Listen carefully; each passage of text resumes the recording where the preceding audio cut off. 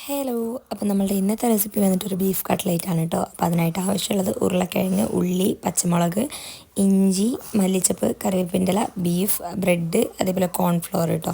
ഇത്രയും സാധനങ്ങളാണ് നമുക്ക് അതിനായിട്ട് ആവശ്യമുള്ളത്. ആദ്യം തന്നെ നമ്മൾ ഉള്ളി നന്നായിട്ട് വഴറ്റിയെടുക്കുന്നുണ്ട്. മല്ലിച്ചപ്പും കറിവേപ്പിൻ്റെ ഇലയൊക്കെ ഇട്ടിട്ട് പിന്നെ അതിലേക്ക് ഉപ്പ്, മഞ്ഞൾപ്പൊടി, ഗരം മസാല മാത്രമേ ഇട്ട് കൊടുക്കുന്നുള്ളൂ. പിന്നെ നമ്മൾ ഉരുളക്കിഴങ്ങ് നന്നായിട്ട് വേവിച്ച് വെച്ചിട്ടുണ്ട്. അത് നന്നായിട്ട് തൈ ഉടച്ച് ഈ ഒരു പരിവാക്കി എടുക്കണം. അതേപോലെ തന്നെ ബീഫ് ഒന്ന് പാകത്തിനുള്ള ക്രഷ് ചെയ്തിട്ട് എടുക്കണം കേട്ടോ. അങ്ങനെ എല്ലാം കൂടി നമ്മൾ നന്നായിട്ട് മിക്സ് ചെയ്തിട്ട് എടുക്കുന്നുണ്ട്. അപ്പം കഷ്ണങ്ങളൊന്നും ഇല്ലാതെ നമ്മൾ നന്നായിട്ട് ഉടച്ചിട്ട് എടുക്കണം ഉരുളക്കിഴങ്ങ്, എന്നാലും ഇതേപോലെ കിട്ടുള്ളൂ. അതിനുശേഷം നമ്മൾ ബ്രെഡ് ഒന്ന് പൊടിച്ചെടുത്തിട്ടുണ്ട്. അപ്പം നമ്മൾ ആദ്യം കോൺഫ്ലവറിൻ്റെ വെള്ളത്തിലേക്ക് ഇട്ട് ഒന്ന് മുക്കിയെടുത്ത് പിന്നെ നമ്മൾ ബ്രെഡിലേക്കൊന്ന് മുക്കിയിട്ട് പൊരിച്ചെടുക്കുന്നുണ്ട് കേട്ടോ. അപ്പം നല്ല ടേസ്റ്റ് ഉണ്ടായിരുന്നു കഴിക്കാൻ വേണ്ടിയിട്ട്. ബീഫ് കട്ട്ലേറ്റും കൂടെ ആയതുകൊണ്ട് അടിപൊളിയായിരുന്നു. പിന്നെ കോൺഫ്ലവർ മുക്കിക്കൊണ്ട് തന്നെ നമുക്ക് നല്ല ഒരു മൊരിമൊരിയായിട്ടുണ്ടായിരുന്നു. അപ്പം എല്ലാവരും ഒന്ന് ഉണ്ടാക്കി നോക്കുക. ഇഷ്ടപ്പെട്ടാൽ ലൈക്ക് ചെയ്യുക, സബ്സ്ക്രൈബ് ചെയ്യുക. ഓക്കെ.